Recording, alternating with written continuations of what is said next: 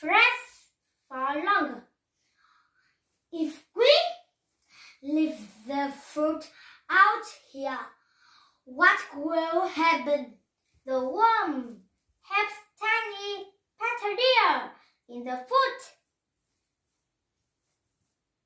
Multiply rapidly. This will make the food grow back real quick. Thank you for watching.